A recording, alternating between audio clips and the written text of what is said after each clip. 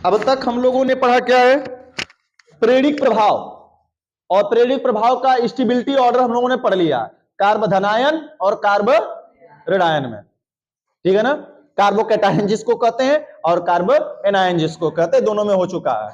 तो किसे क्या होगा सर जी, क्वेश्चन है निम्नलिखित को प्रेरिक प्रभाव के बढ़ते हुए क्रम में लिखिए। निम्नलिखित को प्रेरिक प्रभाव के बढ़ते क्रम में लिखिए। चलो भैया लिखा जाए।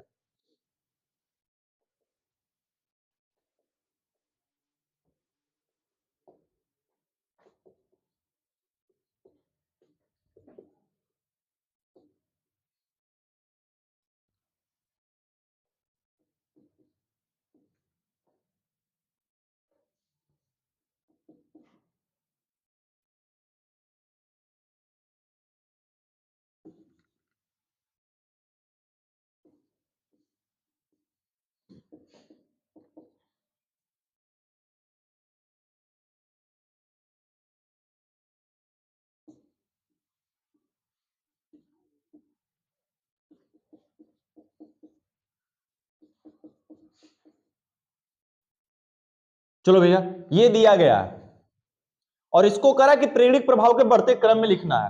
हल करो तो थोड़ा सा 2 मिनट समय दे रहे हैं हम। प्रेरिक प्रभाव का बढ़ता क्रम हमें निकालना है। यहां पर है ये वाला ना, ये देखो ये कोष्टक है, ये सी है, CH3 का होल का थ्रा सी, और ये Cl है, क्लोरीन वाला Cl है। ये कार्बन वाला C है, ये क्लोरीन वाला Cl है। बनाओ तो फटाफट, 2 मिनट समय लगा लिए ना तुम लोग। अब हमारा विचार सुनो, इधर बोर्ड की तरफ देखो भैया, बोर्ड की तरफ। अगर इनकी संरचना हम बना दे, ऐसे नहीं समझ में आ रहा, मान लेते तुमको नहीं समझ में आ रहा, आंखों से समझने पड़ता है। यह क्लोरीन ऐसे कार्बन जुड़ा जहां से कार्बन की केवल कितनी श्रृंखला निकली है, एक, साफ साफ दिख रहा है। यह कार्बन इससे जुड़ा जिससे कोई श्रृंखला नहीं निकली, 0 है, या 1 या 0। यह क्लोरीन ऐसे कार्बन जुड़ा जहां से डायरेक्ट कितने कार्बन जुड़े हैं, 3। थ्रायस लगा है कार्बन के बगल में, जब किसी कार्बन के बगल में ट्वाइस थ्रायस लग गया है तो इसका साफ साफ मतलब है कि वो उसी से तीनों जुड़ा हुआ है। तो इसी कार्बन से 3 कार्बन जुड़ा है, यानी 3 डिग्री है इस कार्बन। ओहो ना ना ना ना ना ना, ये CH ऐसे रहेगा, CH कर लेना, थोड़ा सा बाई मिस्टेक हो गया था गलती से। अब ये क्लोरीन जिस कार्बन से जुड़ा है उस कार्बन से कार्बन की कितने श्रृंखला निकली हुई है, 2। इस कार्बन से डायरेक्ट कितने कार्बन जुड़े हैं, ट्वाइस ग्रुप में दिख रहा है, 2 है। अगर ट्वाइस नहीं रहता तो CH3 CH2 CH2 करके रहता, लेकिन ट्रायस करके ट्वाइस करके लिखा है, इसका मतलब इसी से 2 श्रृंखला निकली है। और यह कितना डिग्री दिख रहा है, 1 डिग्री। तो 1 डिग्री वाला 2 दिख रहा है, 0 डिग्री का 1 दिख रहा है, 3 डिग्री का कितना दिख रहा है, 1, और 2 डिग्री का नहीं दिखा। संरचना बना देते हैं, अब दिखना चाहिए। एकदम मामला क्लियर। इस वाले कॉन्सेप्ट, इसके बाद वाला सबका लगना चाहिए जी, सबको देंगे फिर।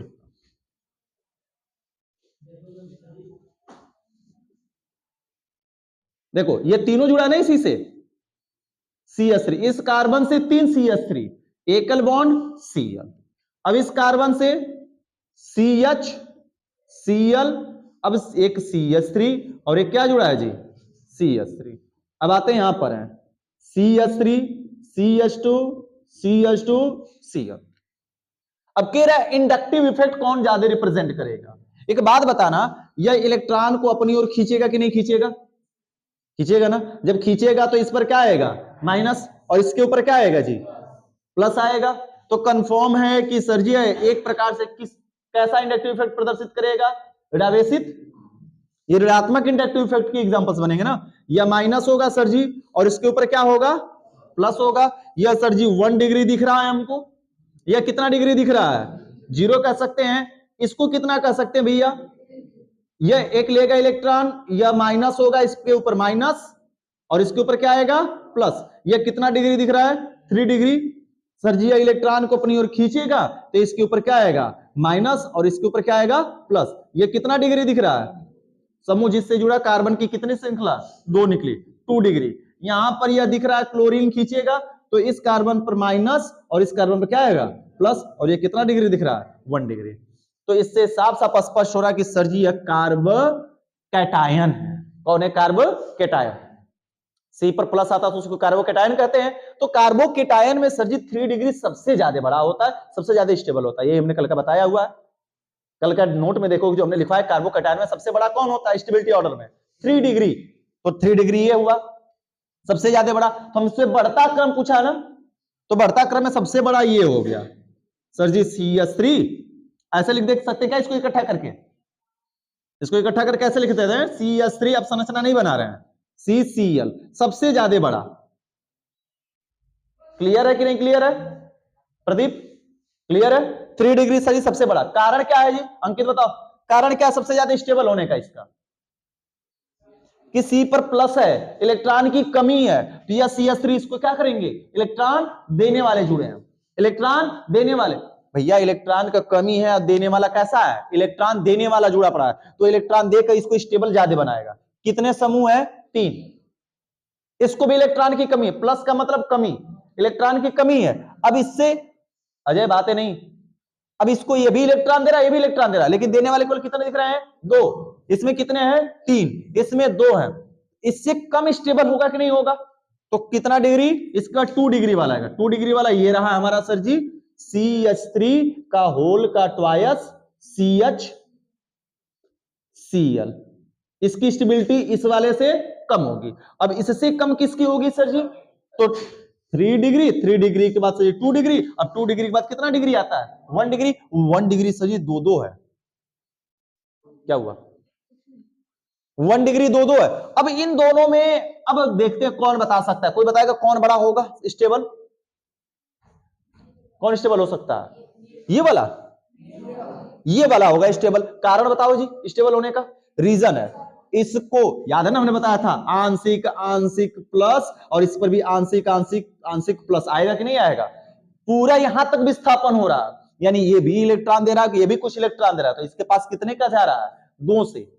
इसके ऊपर देख लो आंशिक धनावेश 3 2 5 5 और कितना 6 और इसके ऊपर कितना आ सकता है भैया 3 ही ना आ सकता है केवल इसके ऊपर इतना ही ना आंशिक धनावेश आ सकता है। और इसको देने वाला केवल कितना दिख रहा है केवल 1 कार्बन। यहां पर देने वाले कितने कार्बन दिख रहे हैं 2 कार्बन। तो स्टेबिलिटी ऑर्डर उसके घटते हुए परिणाम में आंशिक धनावेश और ऋणावेश भी विकसित जो हो रहा है वो भी डिपेंड कराता है।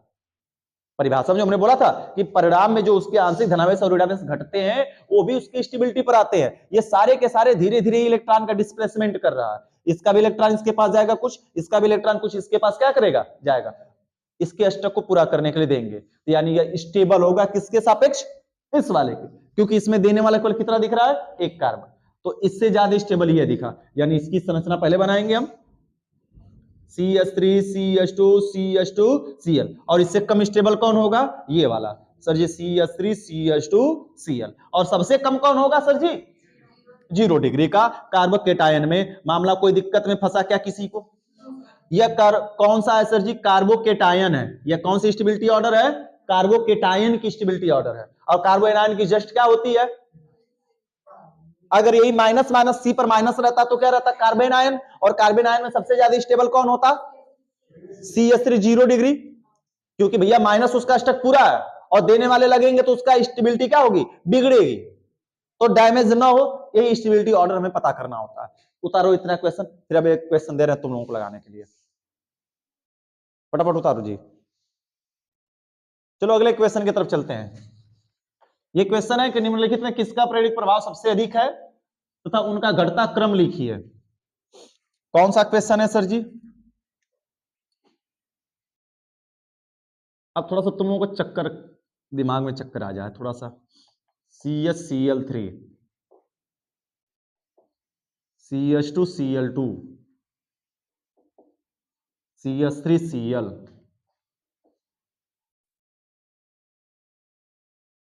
CH3 Cl और CH3 CH2 Cl। चलो जी हमने बना दिया। अब देखते हैं किसका दिमाग काम कर सकता है। ये क्लीन कर दे नीचे वाला, ये हो गया, सबका हुआ कि नहीं हुआ पहले? तो चलो उस क्वेश्चन को लिखो। अब थोड़ा सा सोचना, क्योंकि हमने थोड़ा अलग दिया है चीजों को यहां पर। अभी नहीं हुआ है? इसमें सबसे ज्यादा स्टेबल कौन है और उसके स्टेबिलिटी का घटता क्रम लिखना है सोचने के लिए। आ जाओ भैया बोर्ड की तरफ देखो। तो ये सबसे ज्यादा स्टेबल कौन है, आते हैं संरचना पहले बनाते हैं। C H C L C L C L, ठीक है ना? ए भैया इधर आ जाओ, C H H C L C L, C H H H C L, ये तो साफ साफ सी दिख रहा है, CH3 CH2 Cl। क्या डिग्री एच बताता है? बताएगा कौन? सी। हम मान लेते हैं कि कोई भी एक सी इलेक्ट्रॉन को लेकर क्या कर रहा है, ये भी इलेक्ट्रॉन को लेकर जा सकता है। जब इलेक्ट्रॉन लेकर जाएगा तो कौन सा प्रभाव दिखाएगा भैया? -I। ये भी इलेक्ट्रॉन लेकर जा रहा है, इसमें डिग्री बता, अपना थोड़ा कंफ्यूजिंग दिख रहा है तुमको, दिख रहा है ना कि सर ये डिग्री कैसे बताएंगे, डिग्री नहीं आ रही है तो डिग्री मत देखो ना इसमें, फिर जब डिग्री नहीं समझ में आ रही है। इसमें क्या हो रहा है, ये भी इलेक्ट्रॉन लेकर जा सकता है, क्लोरीन भैया लेकर जा सकता है, नहीं लेकर जाएगा, तो कौन सा प्रभाव दिखाएगा? -I। अब बताना एक तरीके से, कार्बन के वायकोस में कितने इलेक्ट्रॉन होते हैं लल्ला? 4 होते हैं, 4 में से 3 ले जा रहे हैं और देने वाला केवल कितना दिख रहा है? 1। स्टेबल कितना होगा अब आगे बताना तुम। अब तुम्हें सब पूछेंगे, हम सब कुछ लिख दिए यहां पर, अब यहां पर लिख रहे हैं, ये भी इलेक्ट्रॉन लेकर जाएगा, ये भी इलेक्ट्रॉन लेकर जाएगा, -I। ये इलेक्ट्रॉन देगा +I, ये भी इलेक्ट्रॉन देगा +I। इसके ऊपर आ जाओ भैया, यह इलेक्ट्रॉन लेकर जाएगा, ठीक है ना? जब लेकर जाएगा तो सर जी क्या हो जाएगा इसके ऊपर? -I प्रभाव, -I इफेक्ट होगा, और बाकी ये सभी इलेक्ट्रॉन देंगे +I। इसमें डिग्री बताई जा सकती है क्योंकि 0 डिग्री है। इसमें क्या होगा? +I, इस पर क्या होगा? +I। अब आ जाते हैं यहां पर इसके केस में, ये इलेक्ट्रॉन लेकर जाएगा, ये 1 डिग्री दिख रहा है, -I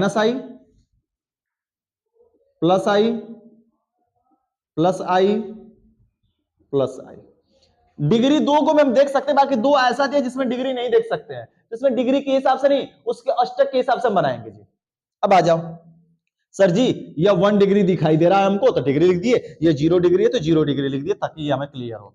तो ऐसे मामले तो क्लियर दिख रहे हैं। अब एक बात बताना, सबसे ज्यादा स्टेबल तुम्हारे हिसाब से क्या दिख रहा है? स्टेबल कौन किसको बनाएगा? कार्बन के ऊपर जितने इलेक्ट्रॉन अधिकतम जो देने वाले होंगे वही सबसे ज्यादा क्या होगा सर जी? स्टेबल। यही हमने इसमें बताया है, सबसे ज्यादा स्टेबल कौन सा था? ये 3 डिग्री था। क्यों? क्योंकि उसके मैक्सिमम कार्बन इलेक्ट्रॉन दे रहे थे, मैक्सिमम कार्बन क्या कर रहे थे? इलेक्ट्रॉन दे रहे थे। तो जितने maximum number of carbon electron दे रहे होंगे वही सबसे ज्यादा क्या होगा? स्टेबल। और इलेक्ट्रॉन लेकर जो जाएगा वो उसको क्या बनाएगा?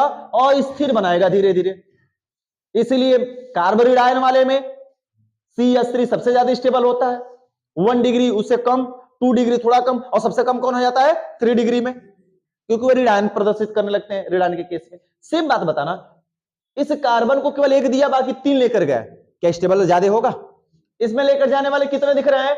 2 लेकर जाने वाले, 2 देने वाले दिख रहे हैं, यानी इससे ज्यादा स्टेबल यह दिख रहा है, दिख रहा है। अब इससे ज्यादा स्टेबल कौन है भैया? इसको देखो, 3 दे रहे हैं लेकिन केवल हाइड्रोजन दे रहे हैं और लेकर जा रहा है 1। और इसमें क्या है? 3 देने वाले हैं लेकिन 3 देने वाले में 1 C दे रहा है। इसमें तीनों के तीनों कौन है?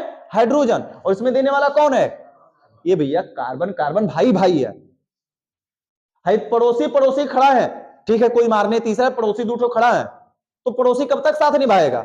ज्यादा उतना मन से नहीं, लेकिन दोनों भाई अगर साथ में खड़े हैं तो 2 पड़ोसी 1 भाई तब भाई है। तो यानी कि ये सबसे ज्यादा स्टेबल होगा। इससे कम स्टेबल कौन होगा? ये वाला। ये खुद ही ऑर्डर में था, सोचना नहीं था, ये खुद ही हमने ऑर्डर में दिया था।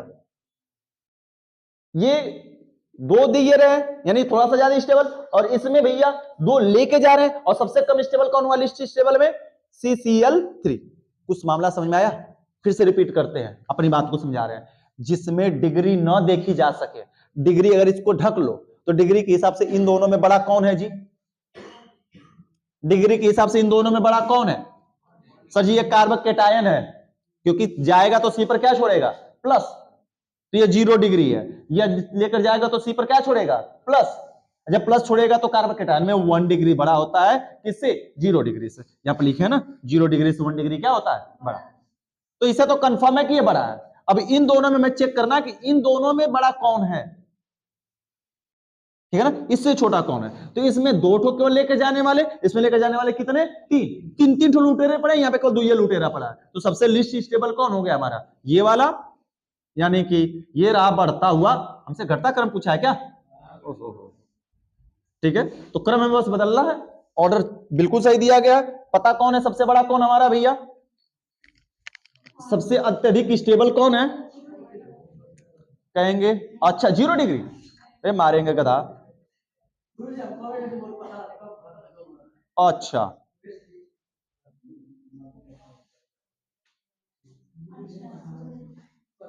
अत्यधिक स्थिर कौन है हमारा? CH3 CH2 Cl है। और क्रम क्या है घटता हुआ भैया? घटता क्रम कैसे लिखेंगे? तो सर जी सबसे ज्यादा CH3 CH2 Cl, इससे कम कौन है? CH3 Cl, इससे कम कौन है भैया? CH2 Cl2, सबसे कम कौन है? CHCl3। कोई दिक्कत है क्या?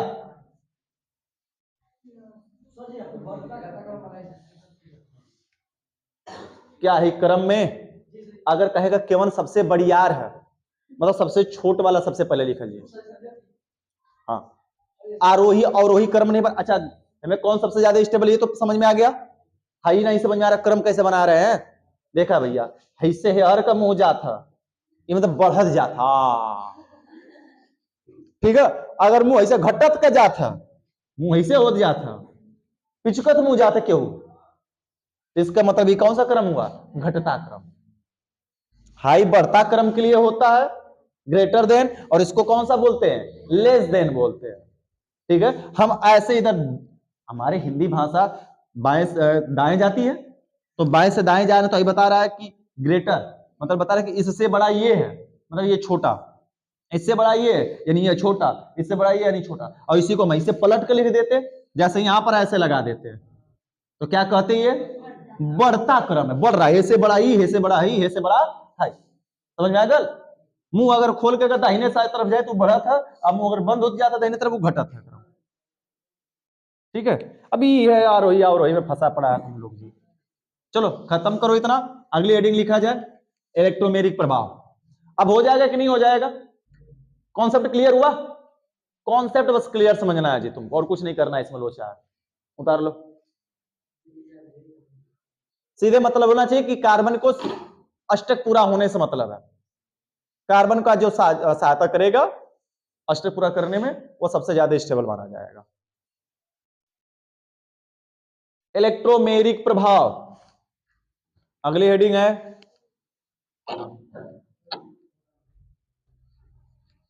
क्वेश्चन तो लिखे लियो ना, क्वेश्चन मिटा दें, बाकी तुम लोग इसको उतारो ना।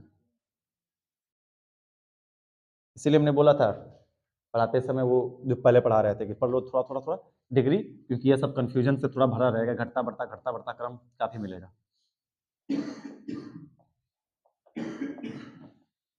इलेक्ट्रोमेरिक प्रभाव,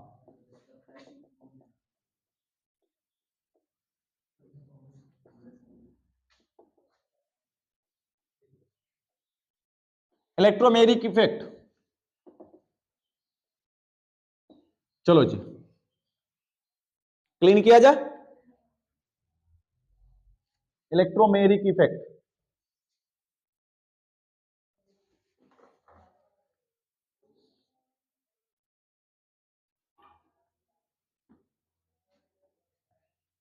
बड़ी स्लो लिख रहे हो भैया। अब एक बात करते हैं भैया, समझना, इलेक्ट्रोमेरिक प्रभाव प्रेरिक प्रभाव संतृप्त हाइड्रोकार्बन में चल रहा था और यह एक परमानेंट होता है, स्थिर होता है, ठीक है ना। और यह जैसे जैसे दूरी बढ़ती है वैसे वैसे क्या होता है, घटता है। जस्ट इसका उल्टा सारा कुछ होता इलेक्ट्रोमेरिक में। इलेक्ट्रोमेरिक प्रभाव, इसमें सिग्मा बंध का डिस्प्लेसमेंट होता है, इसमें किसका डिस्प्लेसमेंट होता है, पाई बंध का, ठीक है। और पाई बंध का जो स्थानांतरण होता है वह अपने आप नहीं होता बल्कि किसी की आक्रमण करने से होता है, किसी के आक्रमण करने से। तो वह पाई बंध किसके किसके बीच हो सकता है भैया, वह पाई बंध द्विबंध भी हो सकता है या फिर त्रिबंध हो सकता है। तो किसी हाइड्रोकार्बन में द्वि और त्रिबंध आ जाएंगे प्रदीप, तो उस हाइड्रोकार्बन को कैसा कहेंगे हम कह रहे हैं उस हाइड्रोकार्बन को कैसा कहेंगे, असंतृप्त हाइड्रोकार्बन। यदि किसी हाइड्रोकार्बन में द्वि और त्रिबंध लग गया, जैसे CH3 CH द्वि बॉन्ड CH2 लग गया, और एक हो CH3 C triple bond CH3 ऐसे लग गया, तो इसमें इन दोनों को हम क्या कहेंगे, असंतृप्त हाइड्रोकार्बन कहेंगे, अनसैचुरेटेड हाइड्रोकार्बन। कोई दिक्कत है क्या, नहीं ना, अनसैचुरेटेड है। अब इसमें इस द्विबंध जो लगे हैं, कोई जरूरी नहीं कि कार्बन कार्बन के बीच में हो, वह कार्बन कार्बन के बीच में हो सकते हैं या कार्बन कोई अन्य परमाणु के बीच में, जैसे कार्बन ऑक्सीजन के बीच हो सकता है, कार्बन नाइट्रोजन के बीच हो सकता है, कार्बन सल्फर के बीच में हो सकता है। मामला समझ में आ रहा है ना। यह द्वि और त्रिबंध जो है कोई जरूरी नहीं कि कार्बन कार्बन के बीच में हो, वह कार्बन कार्बन और कार्बन तथा किसी अन्य परमाणु के मध्य लगाओ, तो उसमें पाई बंध जो है उसका विस्थापन किसी तीसरा जो आक्रमणकारी विकर्मक के आने के बाद होता है, तो उसे हम क्या कहते हैं, इलेक्ट्रोमेरिक प्रभाव, ठीक है ना। अब ये इलेक्ट्रोमेरिक क्यों रखा गया सर जी, अब समझते हैं, नाम को थोड़ा संधि विच्छेद करते हैं। इलेक्ट्रो मतलब इलेक्ट्रॉन की, ठीक है ना, मेरिक मतलब भागना। जब कोई इलेक्ट्रॉन लेकर आ रहा हो देने अथवा लेने, कोई तीसरा व्यक्ति जब इलेक्ट्रॉन देने अथवा लेने आए, तो उसमें पाई बंध का क्या हो, भागे, पाई बंध का भागना क्या कहलाता है, इलेक्ट्रोमेरिक इफेक्ट कहलाता है। सीधा सीधा ऐसे समझ लिए। ये भी दो प्रकार का होता है, इलेक्ट्रोमेरिक प्रभाव को ई द्वारा दर्शाते हैं, या दो प्रकार का होता है, प्लस ई प्रभाव और माइनस ई प्रभाव होता है, ठीक है ना। तो चलो परिभाषा लिखते हैं और जानते हैं, लिखो, वे असंतृप्त हाइड्रोकार्बन, वे असंतृप्त हाइड्रोकार्बन जिसमें, वे असंतृप्त हाइड्रोकार्बन जिसमें, वे असंतृप्त हाइड्रोकार्बन जिसमें कार्बन कार्बन, वे असंतृप्त हाइड्रोकार्बन जिसमें कार्बन कार्बन अथवा कार्बन तथा अन्य परमाणु के मध्य, अथवा कार्बन तथा अन्य परमाणु के मध्य बने, कार्बन कार्बन अथवा कार्बन तथा अन्य परमाणु के मध्य बने द्विबंध या त्रिबंध के, द्विबंध या त्रिबंध के, द्विबंध या त्रिबंध के पाई बंध का, द्विबंध या त्रिबंध के पाई बंध का विस्थापन, पाई बंध का विस्थापन किसी आक्रमणकारी अभिकर्मक के द्वारा, किसी आक्रमणकारी अभिकर्मक के द्वारा होता है, विस्थापन किसी आक्रमणकारी अभिकर्मक के द्वारा होता है, आक्रमणकारी अभिकर्मक के द्वारा होता है, तो उसे, तो उसे इलेक्ट्रोमेरिक प्रभाव कहते हैं, तो उसे इलेक्ट्रोमेरिक प्रभाव कहते हैं, उसे इलेक्ट्रोमेरिक प्रभाव कहते हैं। यह प्रभाव अस्थिर होता है, यह प्रभाव अस्थिर होता है, और स्थिर होता है। क्लियर है? तथा यह दो प्रकार का नहीं, एक इसे इसे कैपिटल ई द्वारा प्रदर्शित करते हैं, इसे कैपिटल ई द्वारा प्रदर्शित करते हैं, इसे कैपिटल ई द्वारा प्रदर्शित करते हैं, तथा यह दो प्रकार का होता है, तथा यह दो प्रकार का होता है। पहला नंबर धनात्मक, धनात्मक या सीधे सीधे लिखोगे क्या ऐसे, जो तुम्हारी मर्जी करे, हम लिख दे रहे हैं पूरा, धनात्मक इलेक्ट्रोमेरिक, धनात्मक इलेक्ट्रोमेरिक प्रभाव, या इसी को हम कहते हैं प्लस ई प्रभाव। दूसरा नंबर ऋणात्मक इलेक्ट्रोमेरिक प्रभाव या माइनस ई प्रभाव, दो प्रकार का हुआ। ठीक है ना? कब धन होगा कब ऋण होगा ये बाद में भी जानते हैं। सबसे पहले बोर्ड की तरफ ध्यान से देखो जी। सी कुछ ऐसे या एक हाइड्रोकार्बन श्रृंखला दे दिया, या कोई एक थोड़ा समझ लेते हैं। पुरानी कैमरा बंद हो गया था, तो हमने बोला यहां से कि इलेक्ट्रोमेरिक प्रभाव कहते हैं, और इलेक्ट्रोमेरिक प्रभाव कितने प्रकार के? दो प्रकार के, धनात्मक इलेक्ट्रोमेरिक प्रभाव और ऋणात्मक इलेक्ट्रोमेरिक प्रभाव। पता नहीं कब वीडियो बंद हो गया हमारा। अब इसमें बोला गया कि इस धनात्मक ऋणात्मक इलेक्ट्रोमेरिक प्रभाव में विस्थापन होता है। किसका विस्थापन होता है भैया? पाई बंध का विस्थापन होता है। यह पाई बंध किसमें किसमें पाए जाते हैं? द्विबंध और त्रिबंध में। सबको पता है द्विबंध में एक पाई बंध और त्रिबंध में कितने पाई बंध? दो पाई बंध पाए जाते हैं। इनका विस्थापन होगा, लेकिन किसके कारण? कोई एक दूसरा परमाणु आएगा जो इन पर आक्रमण करेगा। क्या करेगा? आक्रमण। तो आक्रमण करने वाले दो तरीके के होते हैं। एक मान लेते हैं एक्स है, और यह एक्स हैलोजन नहीं है, मिटा देते हैं एक्स हैलोजन, तुम समझ जाओगे। वाई हम मान लेते हैं, वाई कोई परमाणु जो आक्रमण करने जा रहा है। अब यह आक्रमण करेगा, और आक्रमण करने के बाद मान लेते हैं एच एक्स है या एच वाई है, कुछ भी, यह इधर चला गया। यह जो वाई है, आक्रमण करने वाला जो अभिकर्मक जिस पर माइनस लगा है, यह उस पर जाकर जुड़े जिधर पाई बंध खुद जा रहा हो। समझना जी, पाई बंध या तो इधर मुड़ेगा या फिर इधर, दोनों तरफ कहीं भी मुड़ सकता है ना। पाई बंध का विस्थापन इधर भी हो सकता है, पाई बंध का विस्थापन इधर भी हो सकता है। अब जिधर पाई बंध का विस्थापन हुआ है उसी पर जाकर अगर वह समूह जुड़ जाए, अब यह विस्थापन इधर हुआ और ये CH3 CH एकल बॉन्ड CH और ट्रिपल बॉन्ड CH3, और यह Y जाकर यहीं पर जुड़ जाए, इसी कार्बन पर जाकर जुड़ जाए जिधर विस्थापित हुआ है, यह जाकर इसके पास जुड़ गया, तो एक बात समझ लो, Y हो गया। तो इस वाले को बोलते धनात्मक, क्या बोलते हैं भैया? धनात्मक ई प्रभाव कहते हैं। और वही समूह अभी इसमें पाई बंध किधर जाएगा? ये कंफर्म है, इस कार्बन की तरफ नहीं आएगा। क्यों? क्योंकि इलेक्ट्रोनेगेटिविटी कार्य करेगी। इसमें दोनों इलेक्ट्रोनेगेटिविटी सेम थी दोनों की, तो इधर भी जा सकता था इधर भी जा सकता था, लेकिन इसमें इलेक्ट्रोनेगेटिविटी डिफरेंस है। ऑक्सीजन ऋणावेशित होता है और कार्बन कैसा होता है? धनावेशित। तो भैया इलेक्ट्रॉन को कौन खींचने की क्षमता रखता है? ऋणावेशित। कौन खींचने की क्षमता रखता है? ऋणावेशित। तो इस पाई बॉन्ड को कौन खींच लेगा अपनी ओर? अरे विद्युत ऋणात्मकता आवर्त सारणी में खुद पढ़ाया हमने, विस्तार से है, बताया है, भुला गए होगे, कहां याद होगी। ऑक्सीजन की विद्युत ऋणात्मकता कार्बन से क्या होती है? अधिक, इसलिए यह इलेक्ट्रॉन को अपनी ओर क्या करता है? खींचता है। जब खींचेगा तो कंफर्म है कि ये पाई बॉन्ड इधर गया। अब वाई वहां पर जुड़ जाएगा जहां पर भैया इलेक्ट्रॉन जहां से दूर गया है, पाई बॉन्ड जहां से दूर गया है, वह आक्रमणकारी समूह इसके पास जुड़ जाए।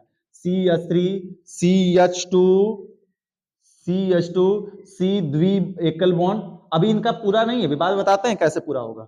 CH2 CH3 और यहां पर आकर Y लग जाए, दोनों में अंतर समझ में आया? पाई पहली संरचना में वहां पर जुड़ा है जहां पर पाई बंध गया है, वह समूह उस जगह आक्रमण किया जिधर पाई बंध का क्या हुआ? विस्थापन हुआ, तो उसको हमने कहा प्लस ई प्रभाव। और Y उस समूह से जुड़ा जहां से पाई बंध कहा गया है? दूर गया है, उस समूह से जुड़ा है, तो उसको हम क्या कहते हैं? माइनस ई प्रभाव। अब इस जो दिया है उसके ऊपर क्या लगता है? प्लस, क्योंकि यह गया इससे आकर जुड़ गया, तो इस पर तो कोई चिन्ह नहीं दिखाएंगे, लेकिन यह ले लिया तो लेने की वजह से इस पर क्या हुआ? माइनस। मामला समझ में आया? तो ये प्लस माइनस आवे समय दिखाना होता है, बताना होता है, यही है इलेक्ट्रोमैग्नेटिक इफेक्ट, जिसको कल हम लोग संरचना के हिसाब से समझेंगे और जानेंगे। मामला समझ में आया? कुछ बात क्लियर हुई या नहीं हुई? किसका विस्थापन होगा इसमें? प्रेरिक में किसका विस्थापन हो रहा था? सिग्मा का। इसमें पाई का। वो परमानेंट विस्थापन हो रहा था, हो गया तो हो गया, इसमें कोई परमानेंट नहीं है। विस्थापन के बाद फिर से तोड़कर इससे यह बन सकता है, तोड़कर फिर बन जाएगा। यह परमानेंट विस्थापन नहीं है कि परमानेंट मान लिया जाए कि परमानेंट हो चुका है। क्लियर है ना? जैसे ये मार्कर परमानेंट नहीं है, मिटा सकते हैं, एक परमानेंट मार्कर आता है, लग गया तो लग गया, फिर नहीं मिटेगा। तो सेम वही चीजें टॉपिक यहां से कोरिलेट की जाती है। तो यह नोट में इतना उतार लो।